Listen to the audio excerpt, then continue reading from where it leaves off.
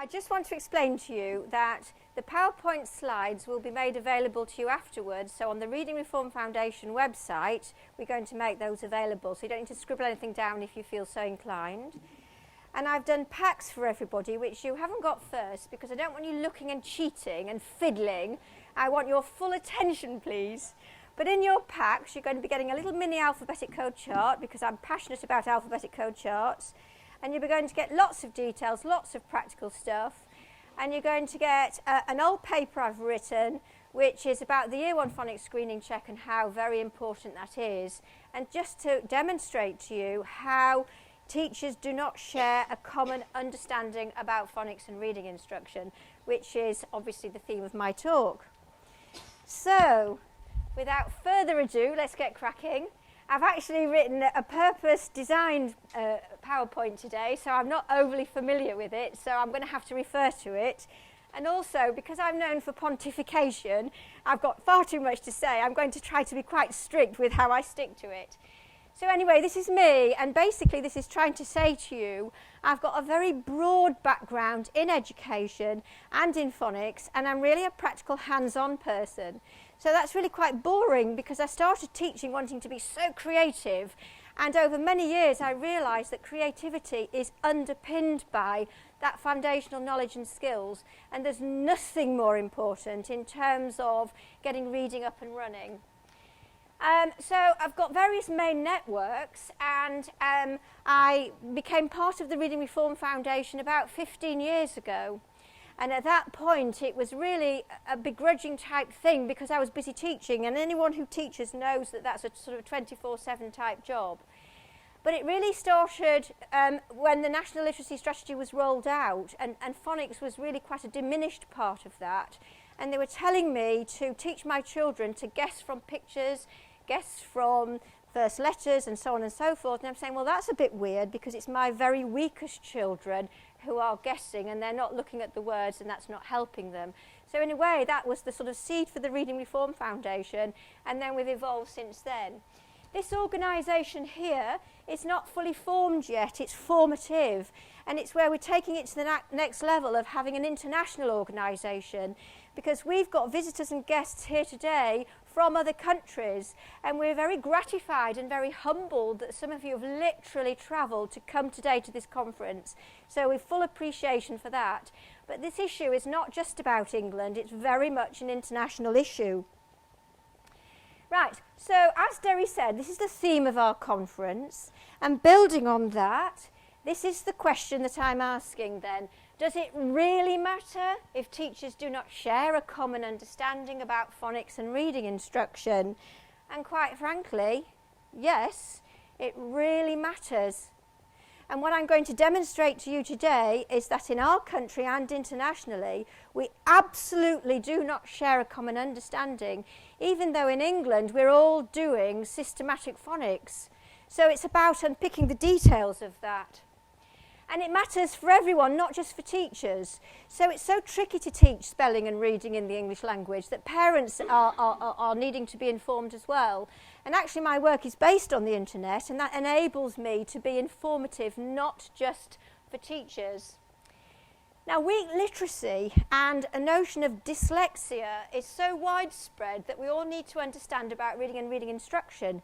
Now, what's happening internationally is more and more dyslexia groups and organisations are sort of gathering excitement and trying to understandably talk about how dyslexic children have got different gifts and so on and so forth.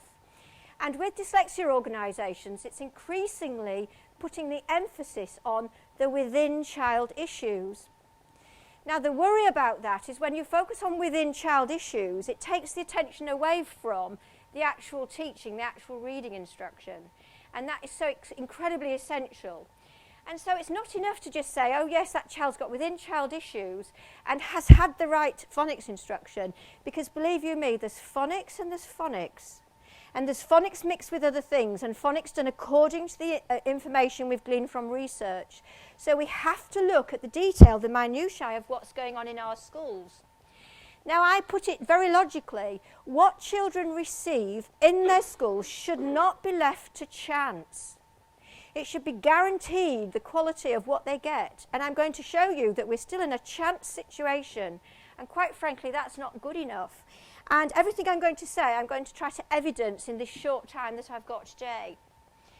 So in English-speaking context then, we've got a growing percentage of identified dyslexia. Now, I've got a lovely new friend here from America, Chuck Peters, and I hear that it's sort of from 25% of the children, sometimes up to 40% are identified with this notion of dyslexia. So what's that really mean?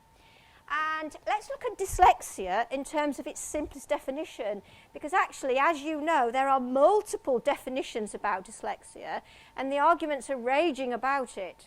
So in its simplest terms then, difficulties in reading, specifically decoding, this is not about language comprehension, and or spelling at word level. So for the purposes of my talk, this is where I'm going with that. Now, I've called upon this map that I've pinched from Dan Willingham's site. Now, more and more people in our country are learning about Dan Willingham, and it's all part of this international get-together educationally, which is very exciting. So what happened was my dear husband, David, smartened up the map with all of this red to make it clearer. And this is amazing because, look, errors in word reading at the end of first grade. England, 67%. Finland, 2%. Now, many of the people who detract from phonics and the importance of phonics will attribute that to because they don't start formal education until they're 7. And that's why Finland is succeeding. And I'm going to say, sorry, that is not the case. So let's have a look at these other statistics. The only other one that's a little bit higher is Denmark, which is 29%. And apparently they've got quite a complex alphabetic code as well. And there's one gentleman there with colleagues trying to get systematic synthetic phonics going in that country too, and facing a lot of resistance from teachers. So this is a really huge issue, not just for our country. Now, another reason why this is a huge issue is because much of the rest of the world choose to teach the English language, both spoken and for reading and writing. And therefore, we have a responsibility internationally to make sure that we really are providing guidance and teacher training and professional development that is as leading edge as it can possibly be. So, let's go on then about this dyslexia, low decoding levels. There are 2 significant cultural issues. Number 1 is literally about how hard that alphabetic code is. And number 2 is about the teaching method. So it's not something that teachers should have a free choice about. They can teach according to their preferences and opinions. So let's look at some alphabetic codes then. Here is an example of an English alphabetic code. And when you get your packs, this is a version, it's the same version more or less that you're going to get in your packs. And you can get an impression here of the complexity of the English language. Now, some of you in here will know how much time and effort I spend in making versions of these English alphabetic code charts. And I maintain very strongly that we absolutely should have that one for every phonics program, not this chart, but the notion of one, and in every classroom, whether English is a main or a second language. These are really fundamental, like alphabet posters and like periodic tables, like times tables. This should be a fundamental resource, and it isn't yet there. Now, let's have a look at the Spanish one. So, I compiled this with my lovely friend, Coral George. Where are you, Coral? Where are you? Right? Because I can't speak the English language, the Spanish language. Okay, I'm a one-language person. Well, 2, English and gibberish, actually. Okay, and so I'm good at charts. Yeah, okay, that's right. Yes, I'm good at charts. You know the Spanish, so together we came up with this. And the differences are profound. So let's look. In English, 44 smallest speech sounds, which we call phonemes. But in reality, when you take the printed code into account, we need more than 44 units of sound. We go on to approaching 50, because not all units of sound are at phoneme level. They have to be at combined phoneme level, like x for the letter X and so on.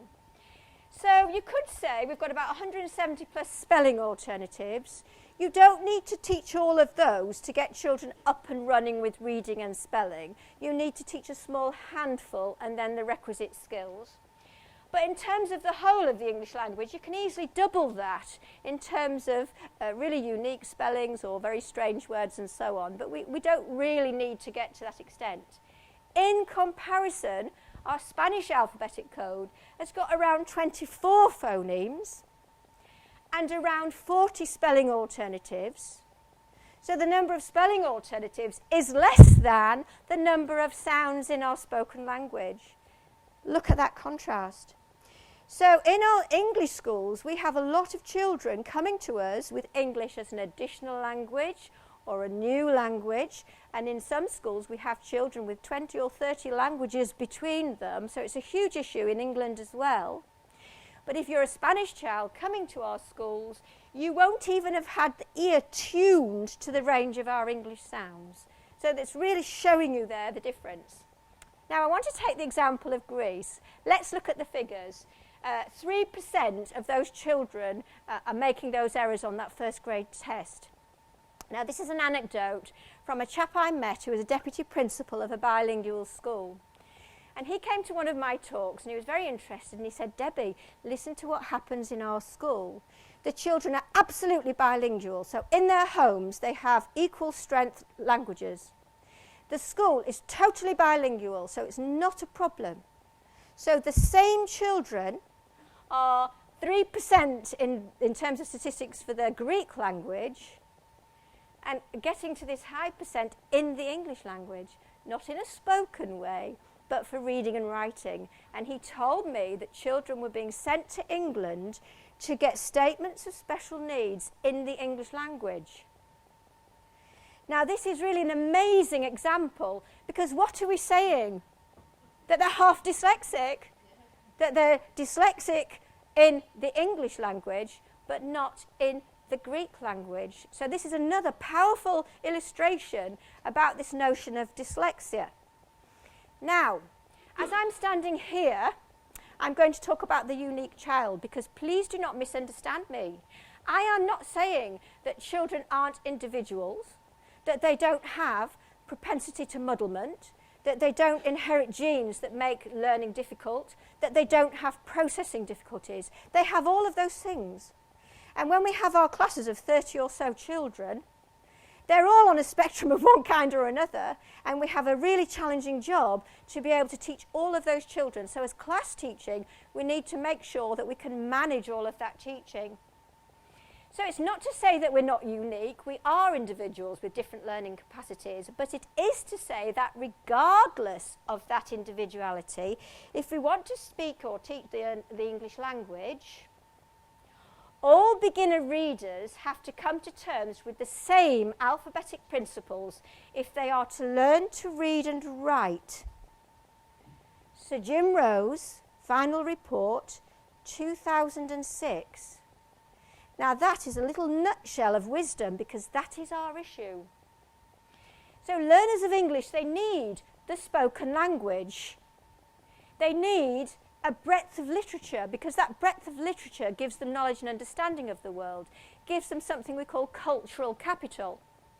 And then they need absolutely to have reading instruction which is informed by research. So our question is that what we have in our schools to this day?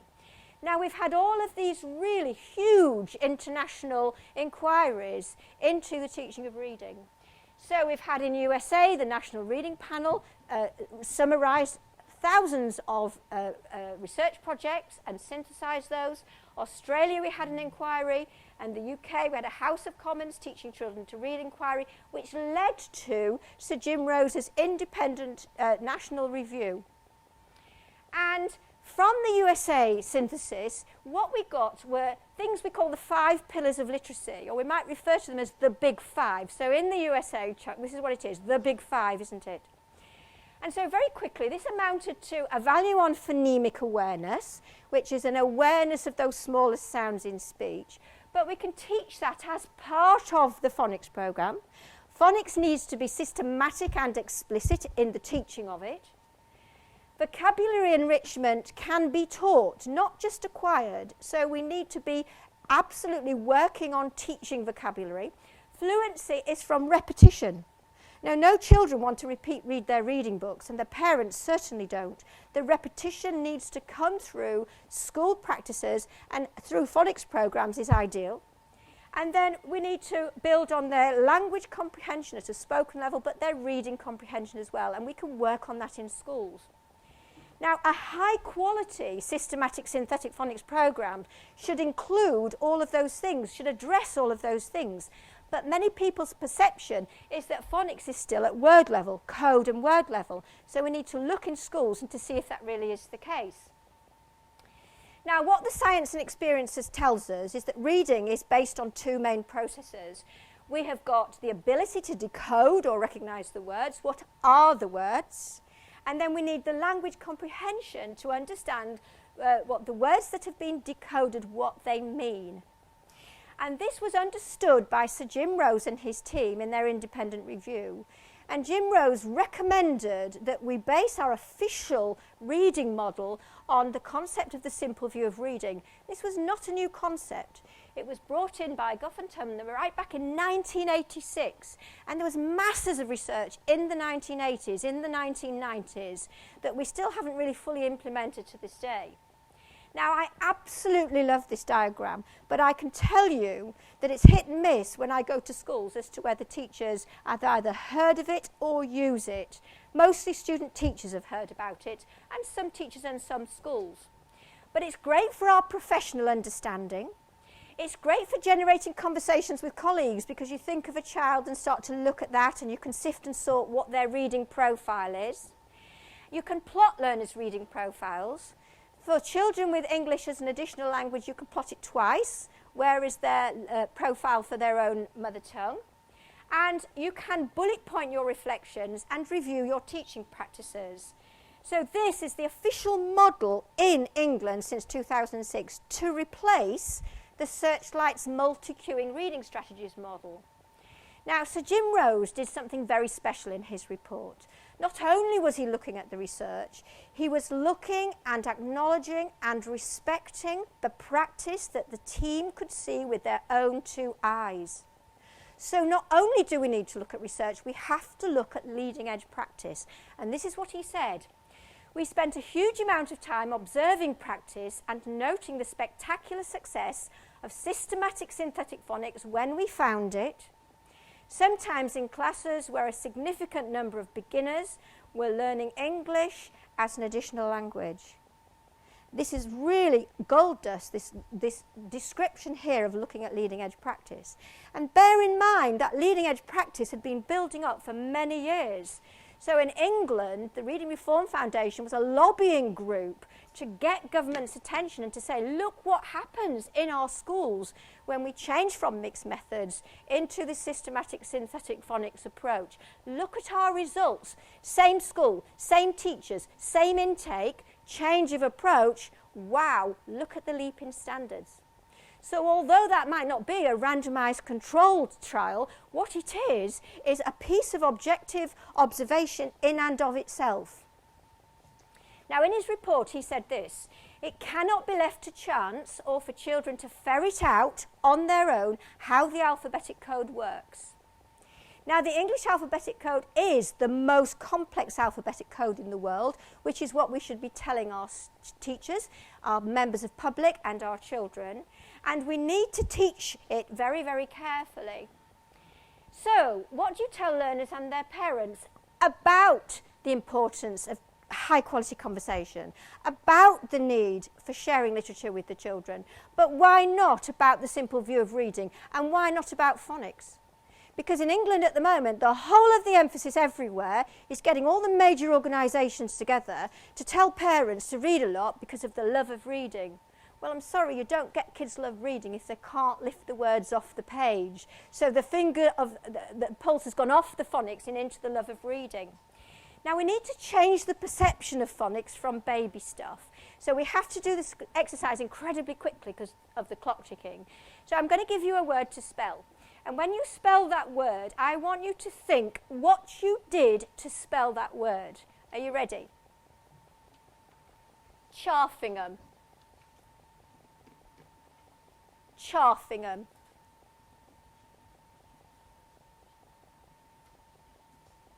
Okay, who wants to unpick what they did?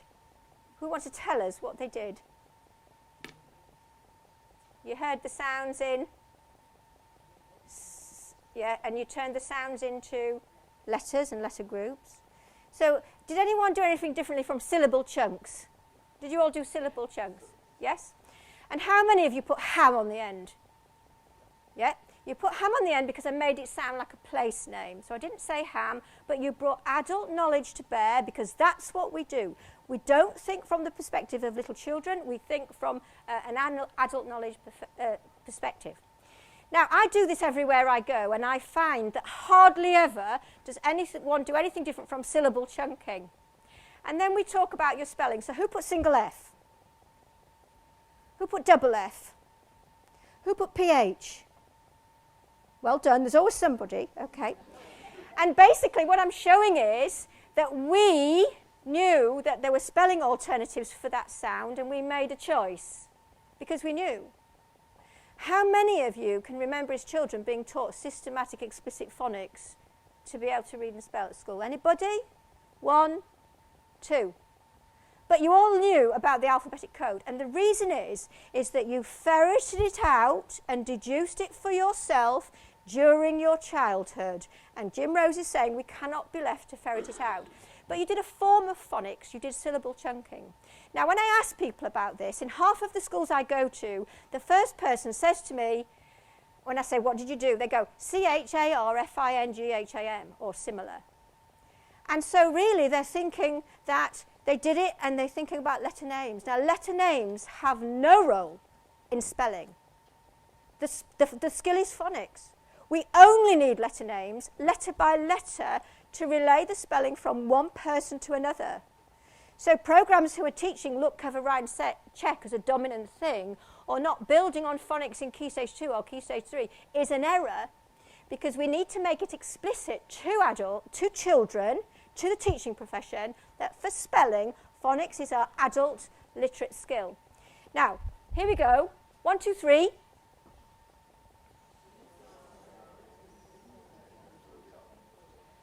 Had anybody come across those words beforehand? One person, right? Probably because you've been to one of my talks, or you're a gardener. Thank you very much. Now, these are the equivalent of nonsense words for children. Now, how did you come up with a pronunciation? A form of phonics. By now, you probably chunked it, you saw bits you recognised, and you came up with a pronunciation. It might be that you didn't come up with an identical pronunciation, but it would have been good enough to bring those words into your spoken vocabulary. This is what children are doing all of the time. They pick up their language as much from literature as spoken language. And so, was there a picture clue? Is there a context clue? How did you lift those words off the screen? Phonics. There is only phonics. It's adult stuff. Do you think the teaching profession as a whole think that phonics is adult stuff? No, they don't. They think it's baby stuff. Do you think children in Key Stage 2 and Key Stage 3 getting phonics intervention, do you think they're getting phonics stuff or baby stuff? Adult stuff or baby stuff? Baby stuff. So what's that doing to their self-esteem? So if we had the whole teaching profession trained, hello, phonics is lifelong adult stuff, and change that perception, we'd have a wake-up call for our whole society. Now, what do we all need to know then? That the vast majority of adults use some form of phonics for reading and spelling new, longer and more challenging words. Make this explicit. So we shouldn't just be training early years and primary teachers. This should be a fundamental part of our teacher training toolkit. Now, something very important happened about 2000, 2004, in that period. A very important lady called Professor Diane McGuinness did her own synthesis of the research, and she looked at what really worked. And she looked at the commonalities of those programs and practices. And she put them into a prototype, And she said, look, this prototype is what these most successful practices and programs are doing. This then became something which developed into an idea of a core criteria, which was an incredible moment in England. Because by identifying that core criteria, like a prototype, we could then look at actual programs and practices to say, well, are they high quality? Do they fit what the research is telling us? And that's what was enabled the Department for Education to come up with this notion of saying these programs have got that core criteria and they're high quality and so on and so forth. And it enabled a phonics match funded initiative in England.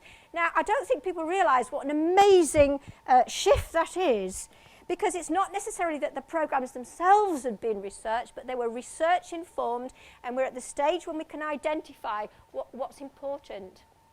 Now, I've been asked to very quickly do some practical stuff, because unfortunately Jazz couldn't be here to do her practical stuff today, but I'm going to race through it, bearing in mind you'll get the slides.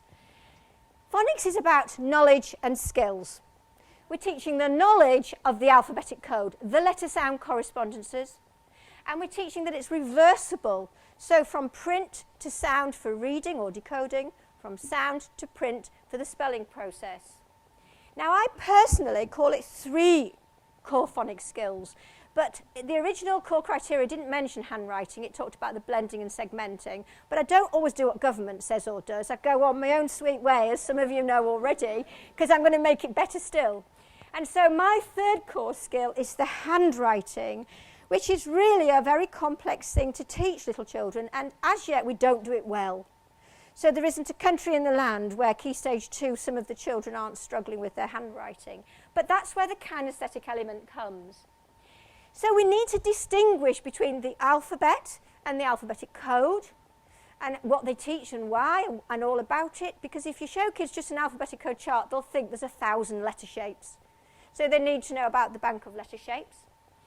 And then I've come up with a diagram which will be in your packs, where I've shown that we have code knowledge, we've got the 3 core skills, the blending, the segmenting for spelling, and the handwriting.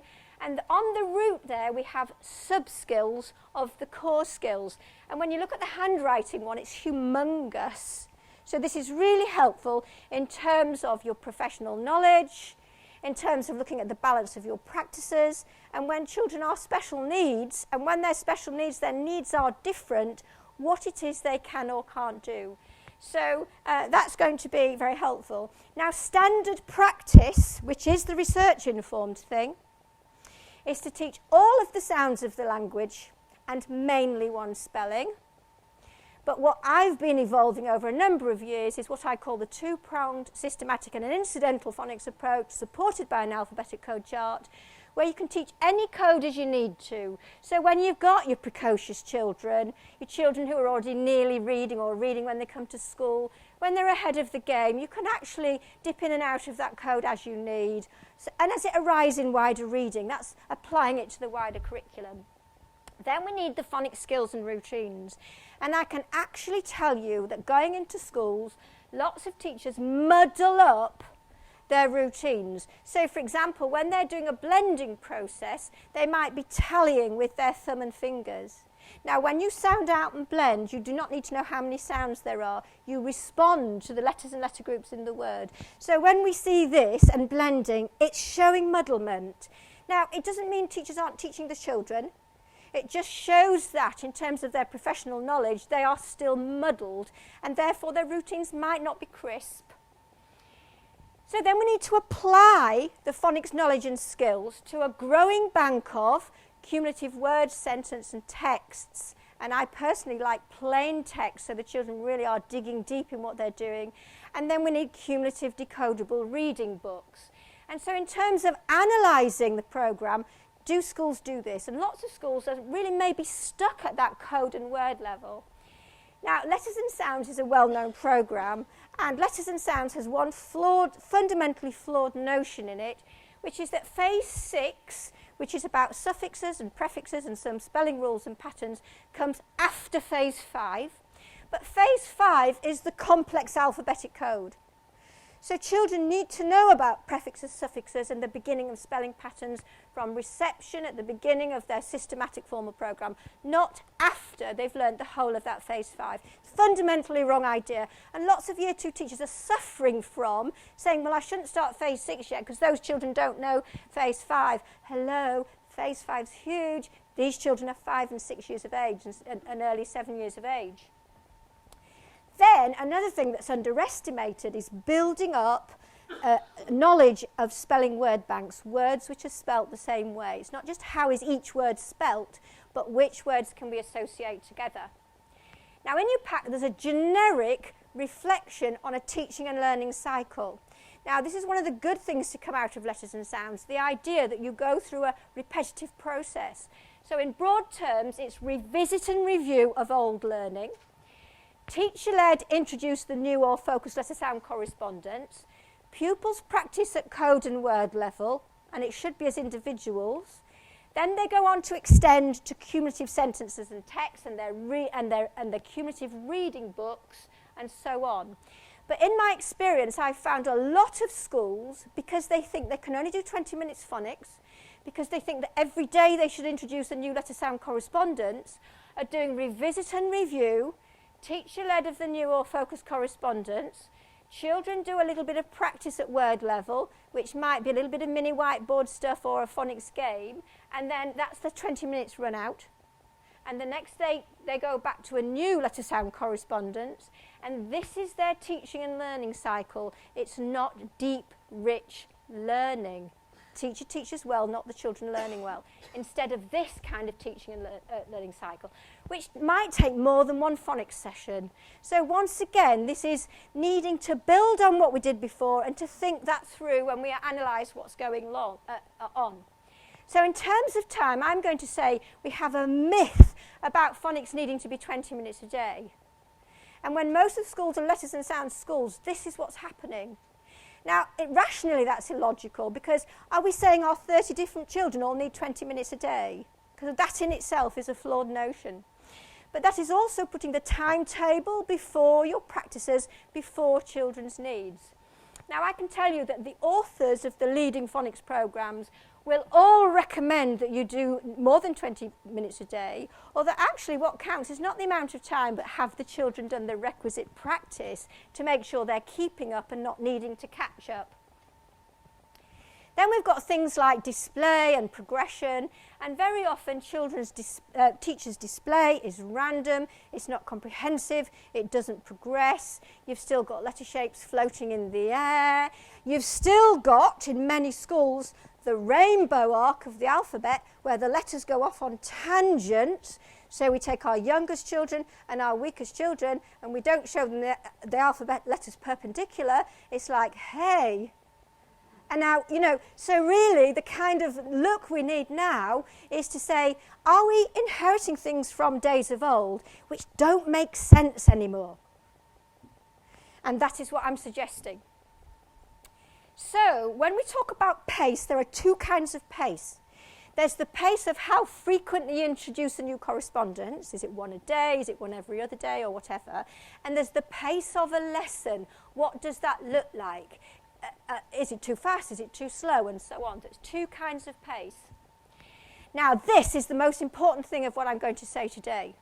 Systematic synthetic phonics is not about multi-cueing guessing strategies. That is not part of it. So if most of our teachers are still doing multi-cueing, they are not doing multi-cueing, they're not doing systematic synthetic phonics. But we need to understand that the pictures and the context are invaluable for our language comprehension and storylines and working out how books work and that kind of thing. And that we need context, that once we've decoded a word, we need to know whether it's the wind or wind or read or read. So, of course, context is important for that. Now, England official guidance has been very clear on this. Children should not be expected to use strategies such as whole word recognition and or cues from context, grammar or pictures. And there is massive resistance to this. Phonic work is seen not as one of a range of optional methods or strategies for teaching reading, but as a body of knowledge and skills about how the alphabetic code works, which all children should be taught. No one's worried about that. That's fair enough, but this is the bone of contention. So let's look at the realities in England, where we have got really official systematic synthetic phonics. This National Foundation for Educational Research have been commissioned by the Department for Education to do a series of surveys. I think it's across 3 years. So the latest one that came out in May 2014 gave plenty of evidence to show us that perhaps the majority of teachers are still embedded with multi-cueing reading strategies, and many of them, from my experience, don't even understand yet why that is so damaging to at least some children, because they do not have deep enough professional development. So from that report, we get this diagram, which generally speaking is splitting schools into more or less thirds, a third of which are really into systematic synthetic phonics and into the Year 1 phonics screening check and value it and understand the importance of that Year 1 phonics screening check. But the report itself said it's not clear. It's not clear what teachers do, because they'll say they're into phonics and systematic phonics, and they'll say they still do a range of reading strategies. And what does that mean? Do they mean language comprehension? Do they mean multi-cueing? We don't know. And really, if they were well informed enough, they would value the Year 1 phonics screening check and understand about it. But one of the things I've put in your handouts is to demonstrate to you that they don't. Now, I've spent a very long time doing this document here, which is in your packs, to look at types of schools. And I've done it on the basis of the simple view of reading. And so I've done it with letters and sounds here, which is the document that was brought out by the government in 2007, ranging to fully resourced core systematic synthetic phonics programme. And I've done from weak phonics practice up to rigorous phonics practice, because we need to say as a conference, why are schools getting 100% of the children up and running and reading? Now, I've got a simpler slide to show you this, and I want to say that when I go through these, there will be variations amongst a theme, so there'll be cross practices going on. But let's have a look at these. So, if you're a school saying you're doing letters and sounds, that's really not a programme, it's a framework. It gives you no resources, so teachers have to equip it with resources, and they've done that in various ways. So I've given you one example where they'll use a pick and mix of commercial programmes resources, perhaps to teach the mnemonic system and so on. And in those schools, very often they might do a good revisit and review and teacher-led introduction, but basically there's often a lack of word-level blending when they're a mini whiteboard school. So when you do mini whiteboard work, it's a spelling process. You start with the sound and go to print. And very often the practice looks like the class or a group sit on the carpet with mini whiteboards, and that's a lot of their writing and phonics experience, which is not fit for purpose for writing. The only time a mini whiteboard is fit for purpose is quick fire, show me. That's all. Then we've got this kind of school here, which have got a developmental readiness mindset. And basically, these people prejudge what children need, or will enjoy, or is appropriate. Often that school has insufficient challenge in its actual pupil practice. There's a lack of progression over time, so your year ones are still playing pink and fluffy games like reception and nursery wear. The emphasis is fun activities as the main focus, which are often bordering on extraneous, which Jim Rose warned us about. It underestimates children. There's an avoidance of paper-based work, so there's a lack of content in what the children are doing. And there's a lack of text-level phonics work. But I go into schools like this, and they are fabulous schools. And it really is not about teachers not working hard and caring for children. It's about professional development and understanding. The opposite extreme is up here, where a head teacher and staff are fully committed. They invest in a real content-rich programme, which is likely to be a commercial programme. They understand about the synthetic phonics teaching principles. Largely, they follow the guidance of the author. There are no multi-cueing reading strategies. Intervention is little and often not something different, whereas a lot of these schools tend to go and take the children off to reading recovery, which is multi-cueing, or Nessie, which is computer-based, no paper, and so on and so forth. These people welcome and value the Year 1 phonics screening check, and there is a higher likelihood that schools like this will teach 100% of the children to read and write well. Remember though, I'm not saying that these schools don't, I'm saying in terms of likelihood, that's the better picture. Then you've got schools that have invested in a commercial programme, perhaps even the training, perhaps even the consultancy, but there's a half-hearted commitment, and the head teacher might not attend the training. I myself go to training when lots of heads don't bother to attend, they're too busy, which gives a message of how much they want to know about the programme. There might be a lack of consistency of programme use.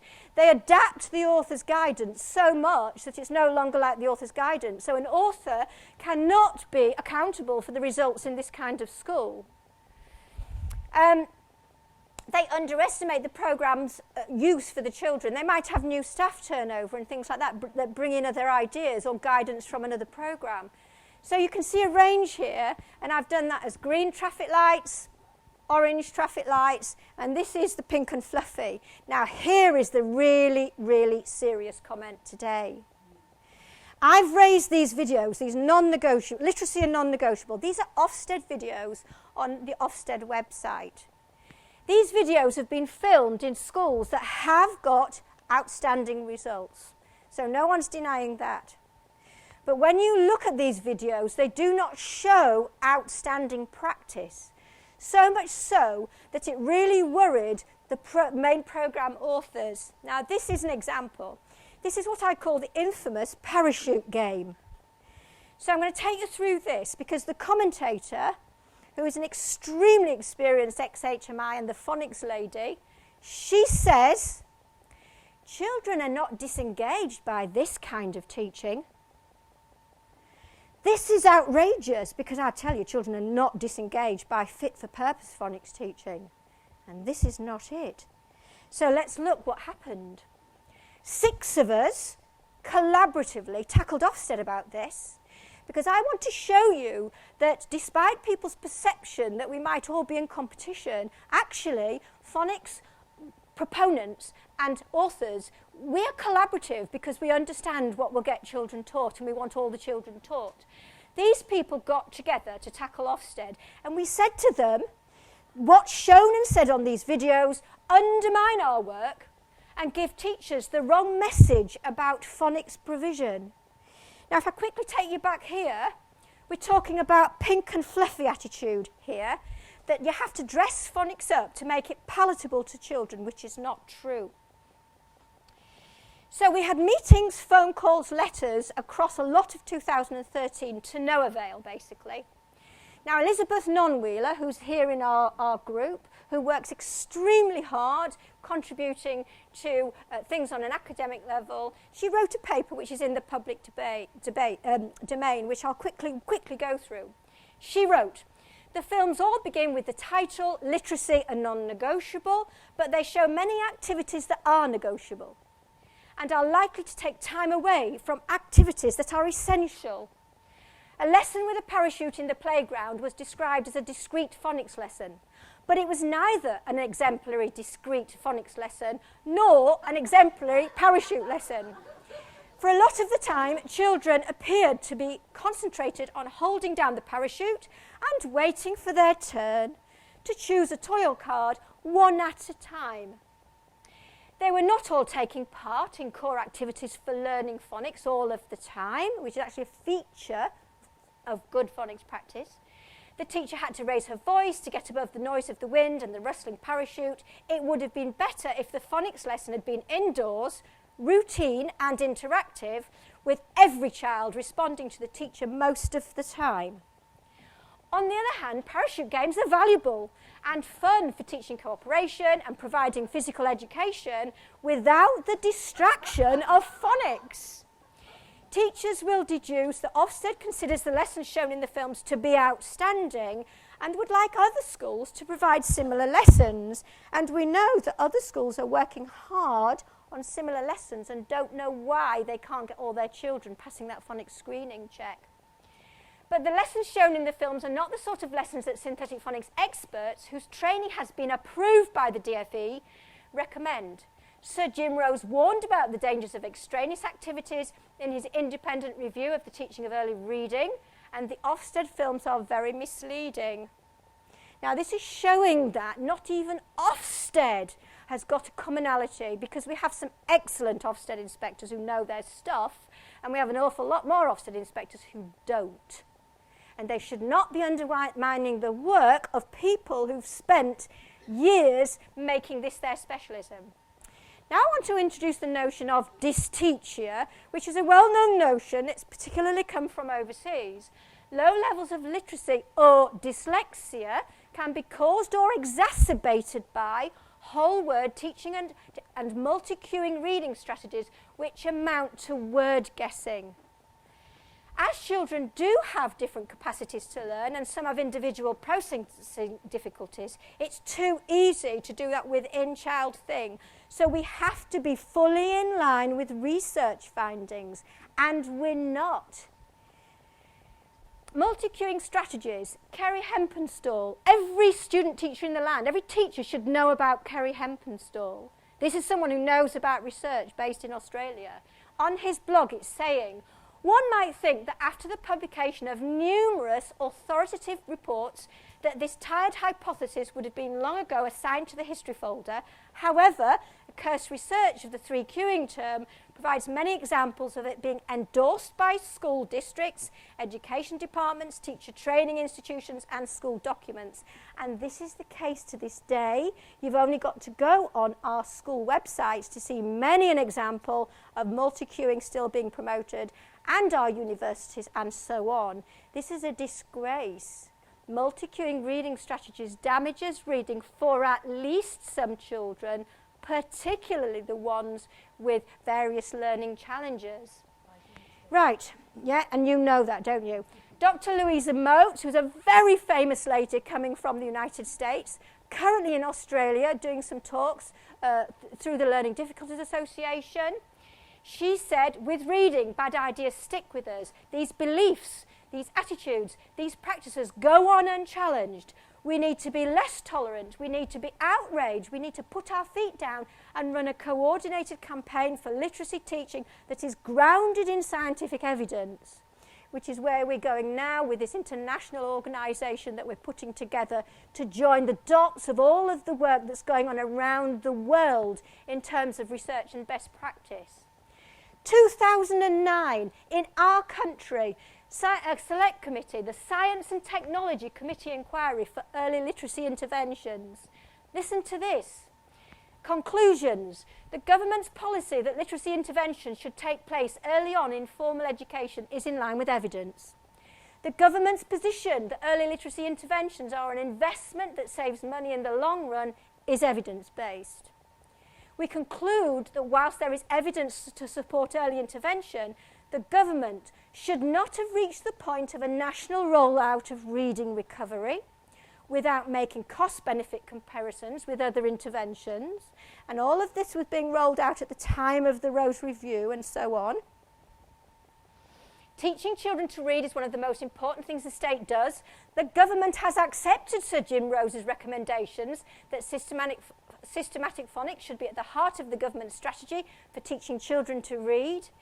This is in conflict with the continuing practice of word memorization and other teaching practices of the whole language theory of reading used particularly in Wave 3 reading recovery. The government should vigorously review these practices with the objective of ensuring that reading recovery complies with its policy. Now, I think government carried on funding reading recovery till 2014. So I was writing to Ed Bulls, etc., saying, are you saying the strongest schools should do systematic synthetic phonics and the weakest schools and the weakest children should get multi-cueing reading strategies? Because that's basically what they're saying. Then I want to know, has reading recovery come in line with government policy, and what has happened to the multi-cueing? Has reading recovery changed? Or was that select committee inquiry a waste of time? Why bother with them? Why bother with the Rose Review? How can we find out? Let's go back to our NFER report and look at real schools. It's very scary. Does it really matter? Yes, it really does. Now this is my summary. First of all, teachers are not to blame. They are not. Everywhere I go, they are hardworking, they are dedicated. They're now bringing people like me in and saying we're doing everything we think we should do, but we can't understand why we're not getting 100% of the children passing the Year 1 phonics screening check. And it's not a hard screening check. Now, have I got Alison Ratcliffe here today? Alison? Alison uses that Year 1 phonics screening check in her reception class. She's an outstanding phonics teacher that's been said so in 2 Ofsted reports. And it was 2/3 of your reception children pass that check, don't they?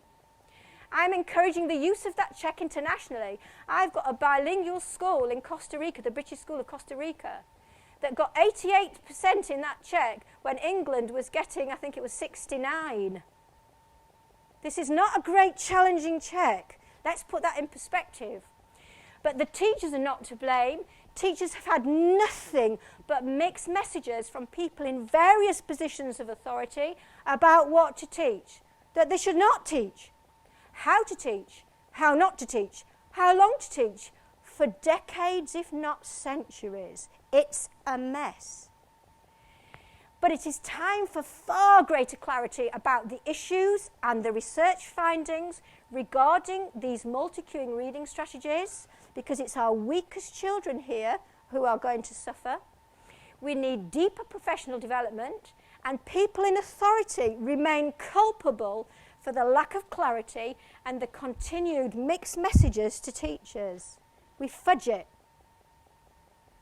We can teach virtually all children to read, and we've got this last year, it was something like 600 schools got 100% or near 100% in that Year 1 phonics screening check. Teachers just need to know how, they really need to know how most effectively to teach and how most effectively all children can learn.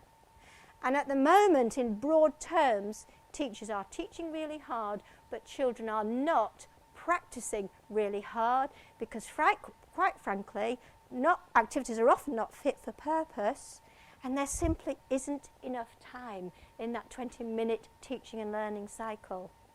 Now, recently I went to a school, and fantastic head teacher, fantastic school, beautiful school, wonderful display around classrooms, which is rare for me. I'm highly critical, as you can imagine. And you're saying, we don't know what it is. I can see things aren't right, I can analyse that, but, you know, an advisor's just coming in, and we've just explained that this last year's cohort was weak, and therefore they didn't do well in the Year 1 phonics screening check. And apparently that advisor had said, are you saying that you're a school that can only teach able children? And that actually when you get a weaker cohort, that you can't teach them all to read, because in effect that is what it's saying, a within-child issue. We have now got amazing schools, a lot of them in London, with children from all sorts of circumstances where they won't entertain this notion of dyslexia as a reason not to teach all the children. And we've got to look at what they're doing closely, and we've got to bring in deep professional training for the teachers. Who's examining the universities to say, what's the quality of your courses? There are so few leading programmes that universities should be saying to the authors, to the trainers, come and spend a day with our students. Tell us about your programme. Ofsted needs to know what I'm saying about my programmes to be able to go to a school and understand, is this school anywhere near like the author's guidance? John Walker sounds right. Rewriting Jolly Phonics, people need to know the differences, the similarities, what we expect, to be able to know those things. And so basically, I did get a bit passionate. I did speak quickly to get through it. Have I got through it in the timescale? Yeah. Wow. All right. How much time? Any time left at all? No? Okay, that's it. No questions. I'm exhausted anyway. Enjoy the rest of your day. Thank you very much. Thank you.